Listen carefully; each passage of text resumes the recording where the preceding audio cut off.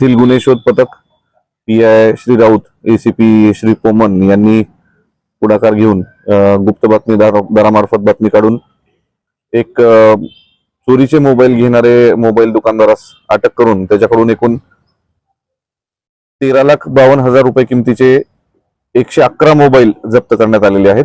यामध्ये पुढील तपास संबंधित दुकानदारास अटक करून याच्यामध्ये त्याच्याकडे चौकशी केली असता सदरचे मोबाईल हे आपल्या सोलापूर शहर आणि पूर्ण जिल्हा हद्दीतून तडीपार आरोपी गणेश उर्फ अप्पा तुकाराम बैरुंगी आणि लखन तुकाराम बैरुंगी या दोघांकडून घेतले असल्याची माहिती आहे।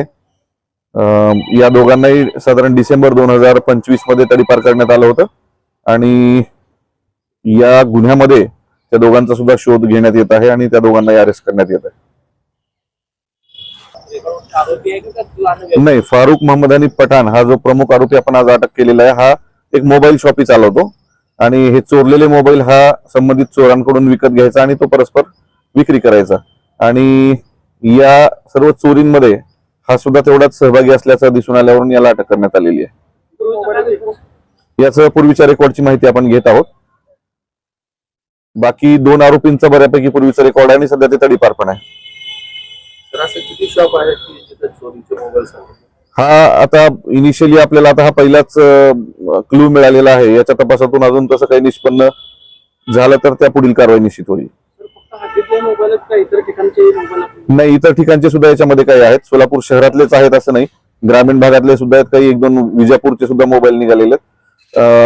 बऱ्यापैकी सोलापूर जिल्ह्यातले बऱ्यापैकी जास्तीत जास्त मोबाईल्स आहेत। ते गर्दीच्या ठिकाणी, यात्रेच्या ठिकाणी, गर्दीच्या ठिकाणी, बाजाराच्या ठिकाणी जाऊन परस्पर नकळत हे मोबाईल काढून घेणे आणि मग तिथून निघून जाणे अशा स्वरूपाच्या चोऱ्या करतात असं प्राथमिक दृष्ट्या दिसून येत आहे। गुप्त बातमीदारामार्फत याची माहिती मिळाल्यावरून आपण त्यात वर्कआउट केलेलं आहे।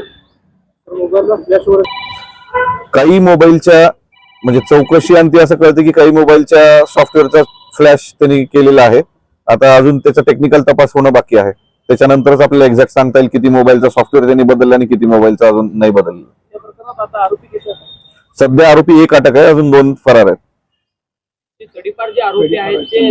हा, तडीपारचे आरोपी हे चोरून त्याच्याकडे विक्रीसाठी द्यायचे आणि हा विक्री करायचा। आता त्याच्या IMEI वरून आपण काही मोबाईलच्या बाबतीत आपल्याकडे गुन्हे दाखल आहेत, काही मोबाईलच्या बाबतीत आपण आता आज रिसेंटली गुन्हे दाखल केलेले आहेत। त्याच्या IMEIच्या आधारे आपण त्याच्या मालकांचा शोध घेऊन त्यांच्यापर्यंत पोहोचून मग त्यांना ते हँडओव्हर करण्यात येतील। हे फारुखकडे त्यांनी मोबाईल सप्टेंबर ते नोव्हेंबर या कालावधीत दिलेले आहेत आणि यांना तडीपार करण्यात आलेले डिसेंबर महिन्यात। नाही, जुने मोबाईल खरेदी विक्री करणं हे काही चूक नाही।